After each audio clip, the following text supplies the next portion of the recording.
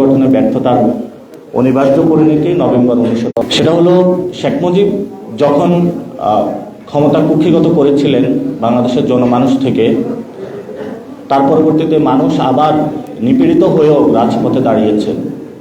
ওই সময় একটি সেনা অভ্যুত্থান হয়েছিল, যেই সেনা অভ্যুত্থানের মধ্য দিয়ে বাংলাদেশের ক্ষমতা দখলের একটি প্রচেষ্টা চালানো হয়েছিল। ভাগ্যক্রমে জিয়াউর রহমান একজন লাকি ম্যান ছিলেন, ক্ষমতা না চাইতে হলো পেয়ে গেছেন, এবং ওনার কিছু ক্যারিসমেটিক জায়গা ছিল, সেই জায়গা থেকে উনি অর্থনৈতিক কিছু স্বনির্ভরতা জায়গায় বাংলাদেশকে নিয়ে গিয়েছেন। কিন্তু পলিটিক্যাল জায়গায় জিয়াউর রহমান পুরোপুরি ব্যর্থ ছিলেন, কারণ ওই সময় আমাদের সামনে একটি সুযোগ ছিল বাংলাদেশটাকে নতুন করে পুনর্গঠন করার। কিন্তু এই জন্য আমরা বলি যাতে মিলিটারি পলিটিক্সে না আসে। মিলিটারি পলিটিক্সে আসলে কিছু ডেভেলপমেন্ট হয়।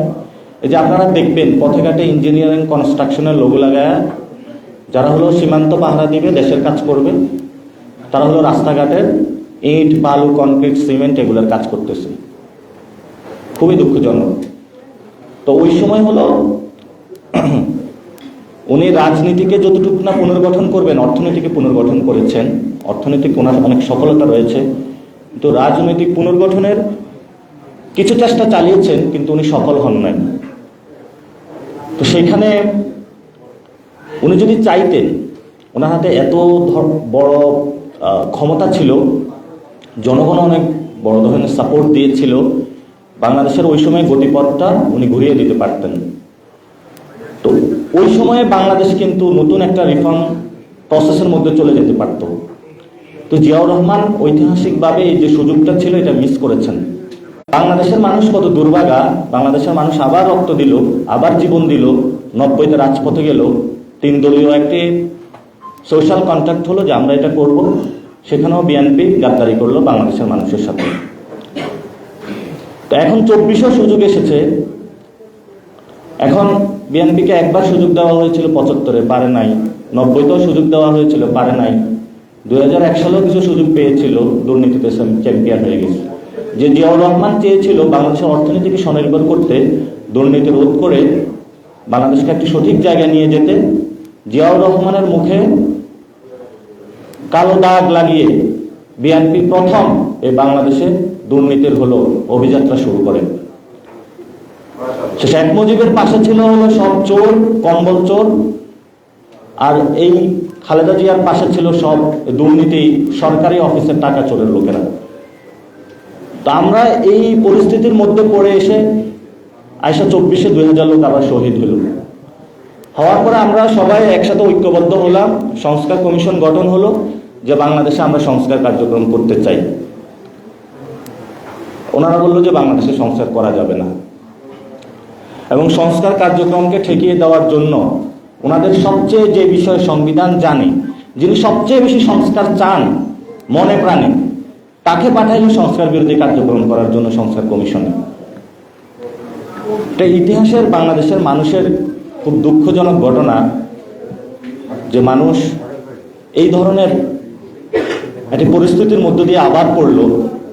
এখন যখন সংস্কার বাস্তবায়নের পদ্ধতিতে আমরা মধ্যে সবাই ঐক্যজোটে আসা শুরু করলাম, তখন আবারই ওনারা মাঠে মনোনয়ন ফর্ম বিক্রি করা শুরু করলো। জায়গায় জায়গায় হরতাল, জায়গায় জায়গায় হলো রোড ব্লকের, এই জনের বাড়ি ভাঙচুর করতেছে, ওই জনের বাড়ি ভাঙচুর করতেছে। এইসব সন্ত্রাসী কার্যক্রম, গডফাদারগিরি, এগুলো তো আমরা আগেই বলে আসছি। এগুলো যদি বন্ধ না করতে পারি, বাংলাদেশে আসলে সুষ্ঠু গণতান্ত্রিক প্রক্রিয়ায় আমরা যেতে পারবো না। এখন জিয়াউর রহমানকে বলা হয় বহুদলীয় গণতন্ত্রের প্রবক্তা, কিন্তু বিএনপি যেটা করতে চাচ্ছে সেটা তো একদলীয় গণতন্ত্র বাংলাদেশে তারা কায়েম করতে চাচ্ছে। গণতন্ত্রের কথা বলছে, কিন্তু এটা শুধু জিয়া ফ্যামিলির গণতন্ত্র। আমরা তো এমন গণতন্ত্র বাংলাদেশে চাই না। আর এই একদলীয় গণতন্ত্রের বাহিরে ধানের বিরোধী যে পলিটিক্স করবে, বা আমার আসন ওনার আসন বিক্রি করবে, যে কিনতে না চাইবে তাকে শুট করা হবে। তো এই ধরনের পরিস্থিতি আসলে আমরা বাংলাদেশে চলতে দিতে পারি না এবং চাইও না। সো আমরা আসলে বিএনপির এই জায়গাগুলোতে ক্রিটিক করে থাকি। এটা একটা ন্যাশনালিস্ট ফোর্স, তাদের সামনে অনেক সুযোগ এসেছিল, তারা সুযোগ কাজে লাগাইতে পারেনি। এখন আমাদের সামনে সুযোগ এসেছে, আমরা কাজে লাগাইতে চাই। বিএনপি ব্যাপারে একটাই কথা বলবো, যে কিছু লোক আছে না, নিজের নাক কেটে অপরের যাত্রা ভঙ্গ করে। বিএনপির হলো এই অবস্থা, নিজের ক্ষতি করে হলো বাংলাদেশের জনগণের ক্ষতি করতে আসছে তারা। তো বিএনপির অবস্থা কি হবে এটা তো বলছি, যে হ্যাঁ ভোটের মধ্য দিয়ে জন্ম আর না ভোটের মধ্য দিয়ে তাদের মৃত্যু ঘন্টা অলরেডি বেঁধে গিয়েছে বাংলাদেশে। কিন্তু তাদের সামনে একটা সুযোগ আছে, এই যে কয়েকদিনের মধ্যেই, এই মাসে নাকি সামনের মাসে তারেক রহমান বাংলাদেশে আসবেন, এরকমই আমরা শুনতে পাচ্ছি। তারেক রহমান আসবেন, বেশ ভালো কথা। কিন্তু আমি আরো ওনারা যখন 2001 থেকে 6 পর্যন্ত ক্ষমতায় ছিলেন, চ্যানেল ওয়ানে একটা সাক্ষাৎকার দেখেছিলাম, যে তারেক রহমানকে বলেছিলেন যে আপনি কিভাবে বাংলাদেশটা গঠন করতে চান, ওনার আদর্শকে। উনি ওনার আদর্শ বলেছিলেন মাহাতির মোহাম্মদ, এবং বলেছিলেন আমি ইকোনমিক ডেভেলপমেন্টের জায়গায় কাজ করতে চাই। এটা অন রেকর্ডে উনি বলেছিলেন। এই ইন্টারভিউটা এখনো ইউটিউবে পাবেন আপনারা। তো এখন আমাদের এখন পলিটিক্যাল ক্রাইসিসটা অনেক বড়, ইকোনমিক ক্রাইসিস যেমন রয়েছে। আর আমরা মনে করি যে বিএনপির যেই ইকোনমিক পলিসি, এই পলিসি দিয়ে আসলে তারা ইকোনমিক থেকে যেই চ্যালেঞ্জগুলো রয়েছে বাংলাদেশকে উত্তরণ করা সম্ভব না, এবং তাদের পলিটিক্যাল জায়গা থেকে তারা উত্তরণ করা সম্ভব না। আর বিএনপির যদি জবরদস্তি করে, মানে ইউনুসের সাথে ডিল করে, লন্ডনে তো একটা ডিল হয়েছিল, আবারই বাংলাদেশে হলো ওই ডিলের নতুনভাবে আবারই সেই ডিলটার চুক্তি নবায়ন করে যদি তারা ক্ষমতায় যায়, বাংলাদেশে তাদের এনসিপির হাতে তাদের পতন হবে আবার। সো এটা খুবই দুঃখজনক, একটি দলের হাতে বা একই জনগণের শেখ হাসিনারও পতন হয়েছে, আওয়ামী লীগের, বিএনপিরও পতন হবে। কিন্তু তখন একটি সুযোগ থাকে যে জামায়াত ইসলামী ক্ষমতা দিবে কিনা, এটা বড় একটা কনসার্নের বিষয় বাংলাদেশে। তো আমরা সেখানে বলি, বাংলাদেশের সংখ্যাগরিষ্ঠ যে 90% মুসলমান আছে, আমরা তাদের কাছে ক্ষমতাটা দিতে চাই। এই রেসপন্সিবিলিটি নিয়ে এখানে যারা আমাদের হিন্দু ভাইরা রয়েছে তাদেরকে আমরা শান্তিতে থাকতে দিব।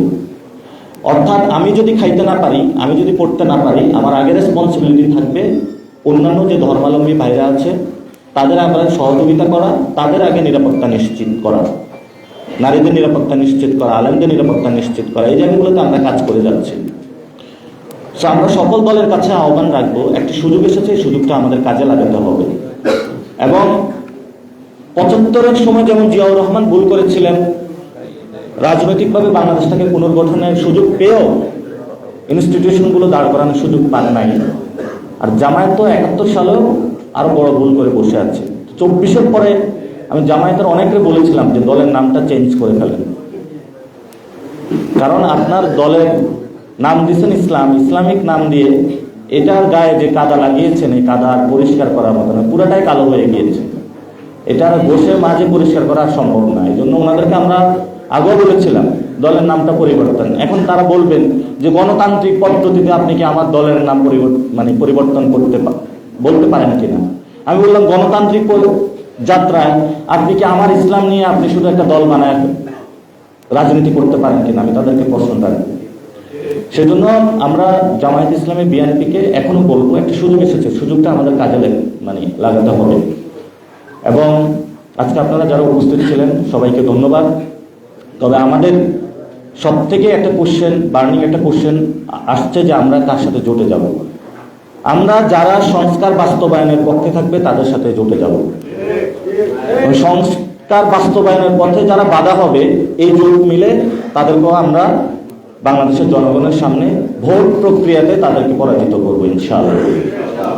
এই জন্য হলো জুলাই সনদ বাস্তবায়নের পথে যদি বিএনপি এগিয়ে আসে, আমরা এই কন্ডিশনে তাদেরকে কিছুটা সুযোগ দিতে রাজি আছি। পুরো সুযোগ দিতে রাজি না, কারণ তাদের অর্থনৈতিক যে ব্যবস্থা থেকে চাঁদাবাজি, মাস্তানি এত বেশি করছে তারা বাংলাদেশে, এগুলো ক্ষমার অযোগ্য, এগুলো বিচারের সম্মুখীন হতে হবে। আর 2001 থেকে 6-এর পরে তারা যে দুর্নীতি করেছিল, সেনা শাসন আসার পরে শেখ হাসিনা এত আকাম করেছিল যে বিএনপির আকামগুলো ঢাকা পড়ে গিয়েছিল। আমরা যদি সরকার গঠন করি, 2001 থেকে 6 পর্যন্ত যে দুর্নীতি করেছিল তারা সেগুলোর বিচার করবো আমরা। বাংলাদেশে কেউ অপরাধ করে ছাড় পাবে এই মানসিকতায় আমরা নাই, তাদের অবশ্যই আমরা বিচারের কাঠগড়ায় দাঁড় করাবো। ইতিমধ্যেই তারা কিছু পানিশমেন্টের শিকার হয়েছেন, খুব নগ্নভাবে তাদের উপর হামলা হয়েছিল, আপনারা দেখেছিলেন। যে রাষ্ট্রীয় গোয়েন্দা সংস্থা তারেক জিয়াকে নিয়ে বেদরক পিটিয়েছিল, কিন্তু সেই রাষ্ট্রীয় সংস্থার আমরা যখন সংস্কার চাচ্ছি ওনারা এটাতে বাধা দিচ্ছে, তাহলে তো আপনি আবার আসলে আবার এই ধরনের মাইর খাবেন। তো আপনার নিজেকে মাইর থেকে হেফাজতের জন্য আপনার সংস্কারের পক্ষে কথা বলতে হবে। গণ অভ্যুত্থানের পরে আমার একটা মিটিং ছিল ওনার সাথে, তো আমি বলেছিলাম যে আমাদের সামনে যে সুযোগ এসেছে এই সুযোগটা কাজে লাগাতে হবে। উনি চুপ করেছিলেন। আমি চাই আপনি দ্রুত উদ্যোগ নেন, আমরা আপনার কল্যাণকামী, আমরা আপনার বিরোধী নই। আর যদি আমাদেরকে আপনারা জেলে করতে চান, হত্যা করতে চান, এই স্ট্র্যাটেজি দিয়ে আপনাদের বেশি কাজ হবে না। আপনাকে বাংলাদেশে আপনি যদি জয়ী হতে চান, অস্ত্র দিয়ে আপনি জয়ী হতে পারবেন না, কাউকে হত্যা করে জয়ী হতে পারবেন না, জেলে করে জয়ী হতে পারবেন না, মামলা দিয়ে জয়ী হতে পারবেন না। আপনাদের মানুষকে মন জয় করার মধ্যে দিয়ে বিএনপির জয় নিয়ে, এছাড়া বিএনপির সামনে আর কোনো জয় নাই। এই জন্য আমরা সকলকে বলবো, বাংলাদেশের যারা জনগণ রয়েছে আপনারা দেখছেন, আমরা নতুন বাংলাদেশ গঠন করতে চাই।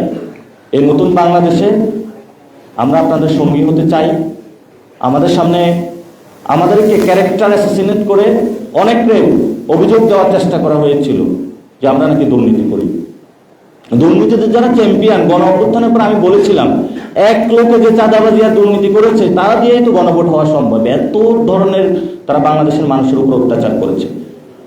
আমরা এই পর্যন্ত কোনো দুর্নীতির সাথে যাইনি, আমরা কোনো সন্ত্রাসের সাথে যাইনি, আমরা চাঁদাবাজের সাথে যাইনি। এবং আমাদের এই যে বৈষম্য বিরোধী নাগরিক কমিটি থেকে নাগরিক পার্টির কোনো নেতাকর্মী আগামী ইলেকশনে যার বিরুদ্ধে ন্যূনতম কোনো অভিযোগ আসবে দুর্নীতি, চাঁদাবাজি, সন্ত্রাসীরা, আমরা তাদেরকে নমিনেশন দিব না ইনশাআল্লাহ। এটা আমাদের দৃঢ় প্রত্যয়। এবং কোনো গুন্ডাবাজি, সন্ত্রাসী বাংলাদেশে আমরা চলতে দিব না। আপনারা যারা সমাজে, একজন মসজিদের ইমাম রয়েছেন, উনি অনেক ভালো রাজনীতি বুঝেন, কিন্তু তাকে সুযোগ দেওয়া হচ্ছে না, টাকার কাছে বিক্রি হয়ে যাচ্ছে, আমরা তাদেরকে নমিনেশন দিব। একজন স্কুলের হেডমাস্টার, সারাদিন যিনি বাচ্চাদেরকে শিক্ষিত করেছেন একটা এলাকায়, গডফাদারদের যন্ত্রণায় ইলেকশনে কি দাঁড়াবে, স্কুলের হেডমাস্টারের তার দ্বারা থাকার সম্ভাবনা নাই। তার স্কুল কমিটিগুলো কিনে নেওয়া হয়েছে, গভর্নিং বোর্ড করে তারা সেগুলো সভাপতি হিসেবে বসেছিল। আর এখন তো মসজিদগুলোতে নামাজ পড়তে গিয়ে দেখি শুক্রবারে ইমাম সাহেবের খুতবা কি শুনবো, বিএনপির হলো একটু খুতবা শুনতে হয় আর জামাতের একটু খুতবা শুনতে হয়, কারণ সভাপতি বিএনপির, সেক্রেটারি জামাতের। আর ওইখানে হলো রেফারির ভূমিকা খতিব সাহেব। খতিব সাহেব কি বলবে যে ভাই কিছু তো বললে আমার চাকরি থাকবে না। এইগুলো অবস্থা এখন মসজিদগুলো। আমি গণ অভ্যুত্থানের পরে ওই যে একটা মন্দিরে গিয়েছিলাম, মন্দিরে গেলাম যে হিন্দু ভাইদের সাথে একটু কথা বলবো, তাদের দুঃখ কথাগুলো শুনবো। মন্দিরে গিয়ে দেখি যে একটা দলের বড় বড় স্পিচ চলতেছে বড় বড় বোর্ডের মধ্যে।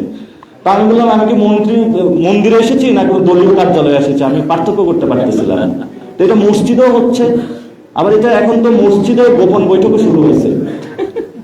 আপনারা মানে উনি রাজনীতি করবে, মসজিদে যায় ইসলামের কথা না বললে ভাই দাঁড়িয়ে পাল্লাতে ভোট দেন। এটা আপনি বাইরে এসে বলেন, বাজারে এসে বলেন, মানুষের ঘরে গিয়ে বলেন, মসজিদে আপনি বলতে পারেন আমরা একটা শান্তির সমাজ চাই। এখান থেকে মসজিদে গিয়ে আপনি দাঁড়িপাল্লা, ধানের এই ধরনের কাজগুলো করে আমাদের ধর্মীয় প্রতিষ্ঠানগুলোকে নষ্ট করা হয়। ধর্মীয় প্রতিষ্ঠানগুলো অনেক আগে নষ্ট করা হয়েছে, আরো নষ্টের পথে যাচ্ছে। আর আমি এই যে আমাদের ইসলামিক অঙ্গনের অনেক ভাইদেরকে বলবো যে দুই একটা সিটের কাছে তারা তাদের টুপি বিক্রি করে দিচ্ছে। তো ওই যে বলা হয়েছিল যে শির দেহিগা আমামা নাহি দেগা, যে মাথা দিব কিন্তু পাগড়ি বিক্রি করবো না, এরকমই তো আমরা শুনেছিলাম, এগুলো থেকে অনুপ্রাণিত হয়েছিলাম।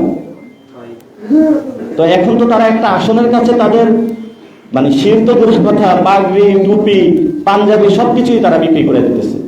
যেন তাদের কাছে আহ্বান জানাবো যে সামান্য একটা সিটের কাছে, সামান্য কয়েকটা টাকার কাছে আপনারা নিজেদের পাগড়ি, টুপি, পাঞ্জাবি এগুলো কেউ বিক্রি করবেন না। এগুলো অনেক পবিত্র সম্পদ। এগুলোর জন্য নবী সাল্লাল্লাহু আলাইহি ওয়াসাল্লাম আরবের মধ্যে এমন কোনো কষ্ট যে উনি সহ্য করেন নাই, আর সেই কষ্টকে জলাঞ্জলি দিয়ে আপনারা বাংলাদেশে সেই কষ্টটা বোর্ডের কাছে বিক্রি করে দিবেন না, দুই একটা আসনের কাছে। ধন্যবাদ সকলকে। আসসালাম।